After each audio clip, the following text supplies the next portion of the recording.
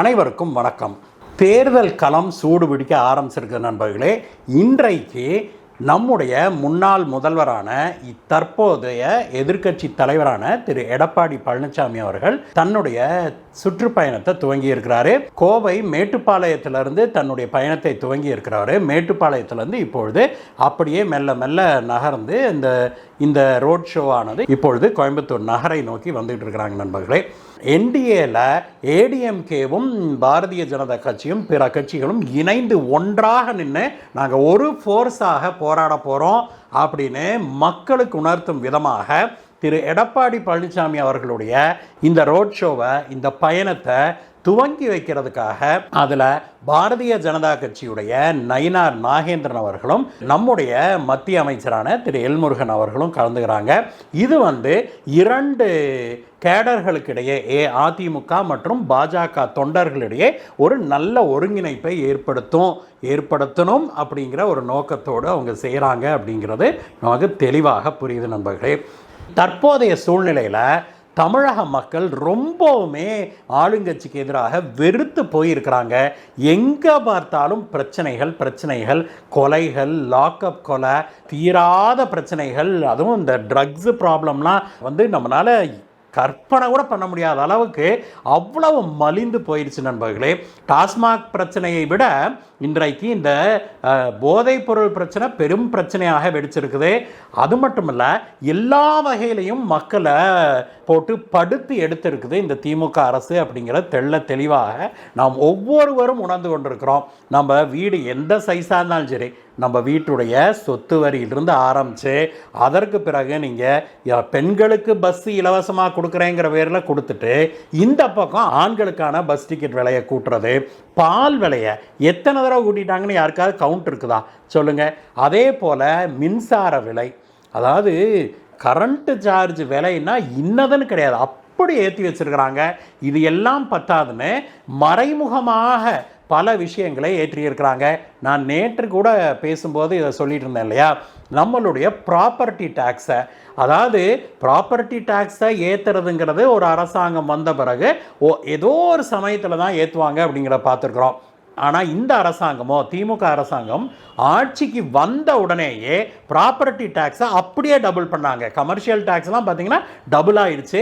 சரி, commercial tax தான் சரி, அவங்களுக்கு வாடகை வருது, டபுள் ஆகுது அப்படின்னா கூட, ஆனால் வீட்டுக்கான ப்ராப்பர்ட்டி டேக்ஸ்லாம் பார்த்தோம்னா 1800 சதுரடி இருக்கிற ஒரு வீட்டில் குடியிருக்கணும் அப்படின்னா அந்த ப்ராப்பர்ட்டி டேக்ஸை அப்படியே டபுள் பண்ணாங்க.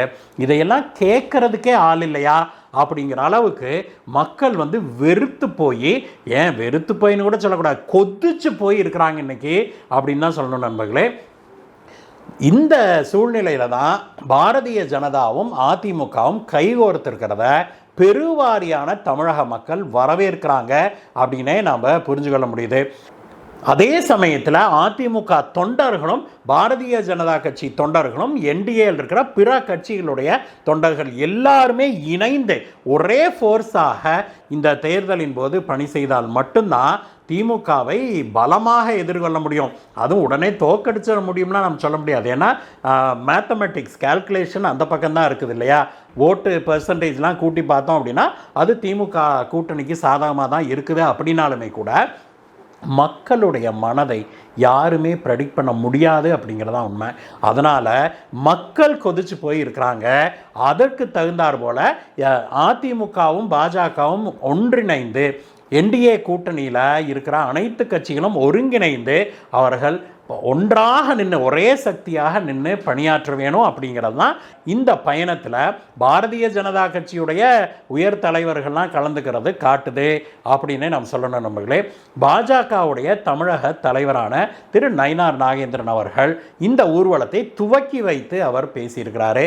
அதே போல் மத்திய அமைச்சர் திரு எல்முருகனும் வந்திருக்கிறாரு அப்படிங்கிறது தெளிவாக காட்டுது. அதிமுகவுக்கு பாரதிய ஜனதா தன்னுடைய முழு சப்போர்ட்டை கொடுக்குது அப்படிங்கிறது.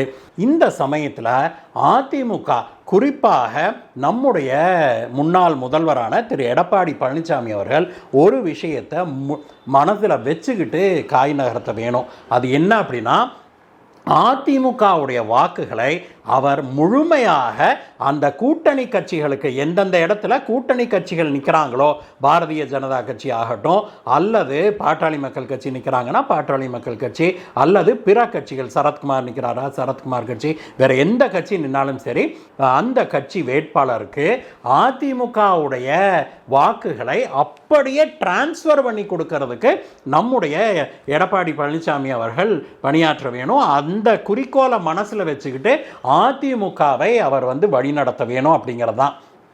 அதே போல தான் அதோட ரிவர்ஸும் வேலை செய்யும். என்டிஏ கூட்டணியில் இருக்கிற அதிமுக எங்கெல்லாம் நிற்கிறதோ அங்கெல்லாம் பாரதிய ஜனதா கட்சியும் பிற கூட்டணி கட்சி தொண்டர்களும் தீவிரமாக வேலை செஞ்சு அந்த வாக்கு சதவீதத்தை, என்டிஏ கூட்டணிக்கு கொஞ்சம் நஞ்சம் வாக்கு சதவீதம்லாம் இல்லை, கிட்டத்தட்ட 20% இருக்குது, 19% இருந்தது இல்லையா, அந்த கிட்டத்தட்ட 20% வாக்குகளை அப்படியே அவங்க ஏடிஎம்கேக்கு டிரான்ஸ்ஃபர் பண்ணால் மட்டும்தான் இந்த கூட்டணி வெற்றியை பற்றியே நினைக்க முடியும். இதில் நீ யாரு நான் யாரு, ஜெயிச்ச பிறகு கூட்டணி ஆட்சியா இல்லையா, இதை பற்றி எல்லாம் இப்போ எதையுமே நினைக்காம ஒன்றாக நாங்கள் நிற்கிறோம், ஒன்றாக நம்ம பணியாற்றுகிறோம் அப்படிங்கிறத பறைசாற்றும் விதமாக தான் இந்த ஊர்வலத்தை துவக்கி வைக்கிறதுக்கு பாரதிய ஜனதா கட்சியுடைய தலைமையே வந்திருக்குது அப்படின்னே சொல்லணும் நண்பர்களே. தற்பொழுது எடப்பாடி பழனிசாமி அவர்களுடைய இந்த ஊர்வலம் மேட்டுப்பாளையத்திலேருந்து பெரியநாயக்கம்பாளையம் தாண்டி வந்துகிட்டு இருக்குது நண்பர்களே. இனி அடுத்தது கோவைக்குள்ளே நுழையவாங்க அப்படின்னு எதிர்பார்க்குறோம். மொத்தத்தில் இந்த என்டிஏ கூட்டணி பலமாக இருக்குதே ஆன் பேப்பர் அப்படிங்கிறது உண்மைதான். அது கிரவுண்ட் லெவலில் அதே போல் தன்னுடைய பலத்தை நிரூபிக்க முடியுமா அப்படிங்கிறது இன்றைய ஊர்வலத்தை எடப்பாடி பழனிசாமி அவர்கள் தொடங்கியிருக்காரு இல்லையா, இந்த ஊர்வலத்தில் எந்த அளவுக்கு அதிமுகவும் பாஜகவும் பிற கூட்டணி கட்சிகளும் இணைந்து பணியாற்றுகிறார்கள் அப்படிங்கிற பார்க்கும்போதே நமக்கு தெரிஞ்சு போயிடும் நண்பர்களே. தன்னுடைய சுற்றுப்பயணத்தை கோவையில் வச்சு தொடங்குறாரு திரு எடப்பாடி பழனிசாமி அவர்கள். அவருக்கு நம்முடைய வாழ்த்துக்களை சொல்லிக்கலாம். அதே சமயத்தில் தமிழகத்திலேயே அநேகமாக ஆளுங்கட்சிக்கு எதிராக இந்த அளவுக்கு கொதிச்சு போயிருக்கிற ஒரு நகரத்தை எங்கேயுமே நம்ம பார்க்க முடியாது, இந்த மக்களை பார்க்க முடியாது அப்படின்னு தான் நினைக்கிறேன். அந்த அளவுக்கு கோவை மக்களும் கொங்கு மக்களும் கொதிச்சு போயிருக்கிறாங்க திமுகவுடைய வேலைகளை பார்த்து. திமுக எல்லா விதமான விலைவாசி ஏற்றத்துக்கும் காரணமாக இருந்தது. ப்ராப்பர்ட்டி டேக்ஸ் மட்டுமல்ல, பிற டாக்ஸஸ் எல்லாத்தையும், வீட்டு வரி, தண்ணி வரி, கரண்ட் பில்லு, ஏன் பஸ் டிக்கெட் சார்ஜு, பால் விலை முதற்கொண்டு எல்லாத்தையும் ஏற்றிருக்கிறாங்க. கொங்கு நாட்டு மக்களுக்கு இதைவிட மிகப்பெரிய பிரச்சனை என்னென்னா, எங்களுடைய சாலைகளை அப்படியே கொதறி எடுத்து வச்சுருக்காங்க.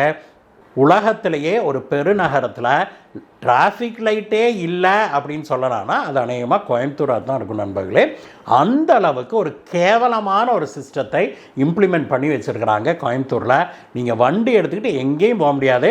இன்றைக்கி எடப்பாடியார் அவர்கள் வருகிறார் இல்லையா, அந்த ஊர்வலத்தின் போதே அநேகமாக இந்த கூத்தெல்லாம் கண் முன்னாடியே நடைபெறும் அப்படிங்கிறது தான் நானும் எதிர்பார்க்குறேன். ஒரு ரோட்டில் கூட மனுஷன் வண்டி ஓட்ட முடியல, அந்த அளவுக்கு கேவலமாக இருக்குது டிராஃபிக் சிஸ்டம் கோயம்புத்தூரில். இதற்கு ஒரு தீர்வு காண்பதற்காகவாவது எங்களுக்கு ஆட்சி மாற்றம் வேணும் அப்படின்னு தான் கோயம்புத்தூர் மக்கள் தொடர்ந்து சொல்லிகிட்டு இருக்கிறாங்க.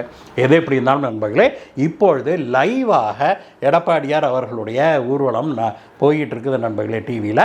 நம்மளுடைய சேனல்லையும் நாம் சிறிது நேரம் கழித்து லைவாக காட்டலாம் அப்படின்னு நாங்கள் ஏற்பாடுகள் செய்து கொண்டிருக்கிறோம். எது எப்படியோ நல்லதே நடக்கட்டும், நல்லது தான் நடக்கணும் அப்படின்னு நாம் வேண்டி விரும்பி கேட்டுக்கொள்கிறோம்.